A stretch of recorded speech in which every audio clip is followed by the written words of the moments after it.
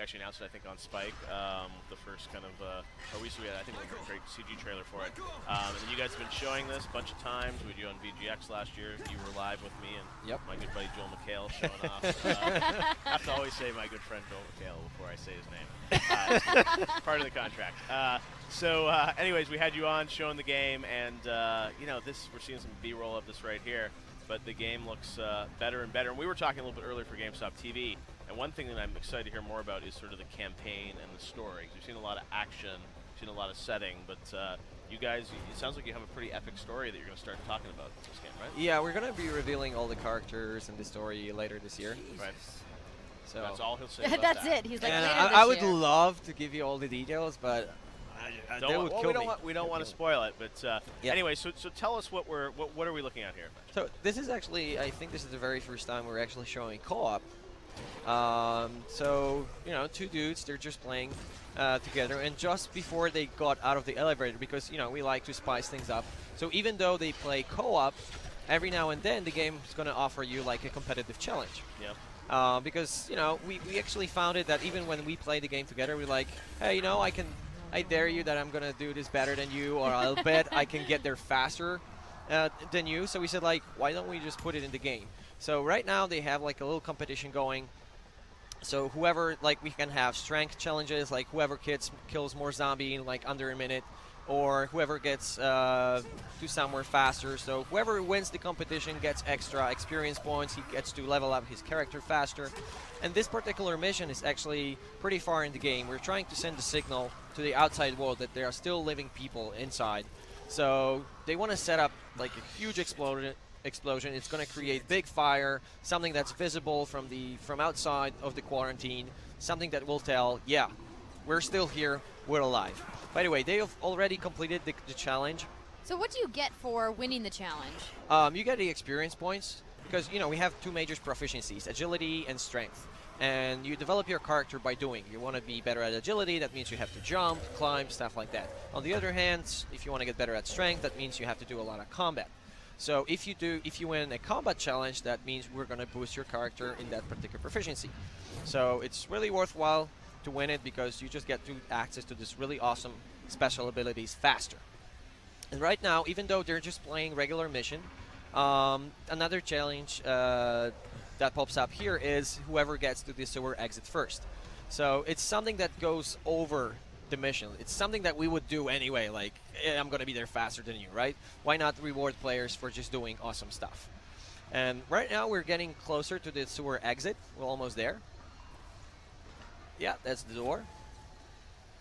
So now since this guy won, he's getting extra agility points. So right, now we're going to be able to observe the fruits of our labor.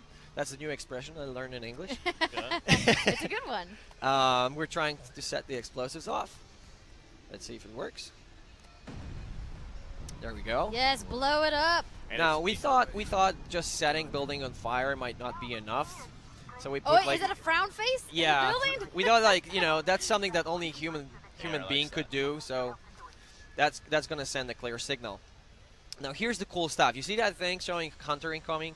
You see, every time there's nighttime, the game is open for invasion, and that means an ultimate zombie, human-controlled zombie may invade your game, and that's like one of the scenarios that might happen at night, and that kind of changes the whole game because right now it's not about completing your objective, it's about surviving. So, oh, do you see that? Now they have like two tools at their disposal to defend themselves. First one is the survivor sense. You can see the pulse going away from them. When it turns red, they can sense the direction where the night hunter is coming from. Yep. The second thing to defend themselves is the UV flashlight. You see the night hunter, oh, there he is. He's sensitive to light, so if you can put him into the UV flashlight, you're going to drain his energy, it's going to burn his skin, it disables his ability, he's not going to be able to hurt you. Now, number of times, you got like 6 respawns. If he kills you, you're done. On the other hand, oh, there he goes. Oh man, there he that goes. looks intense. Oh yes. On the other hand, he has unlimited number of respawns, and you have to destroy his hives. You destroy 3 hives, you win. So it's really, he's a kind of a glass cannon, so you really have to cooperate. As you can see, when he raises his hands, he's waiting for the punch. He's really agile. Like you're no match really. So you really have to keep him in the light. You know, watch each other's back. This is the only way to survive. On the other hand, he's really gonna try everything to get you guys separated, to keep you guessing where he's coming from.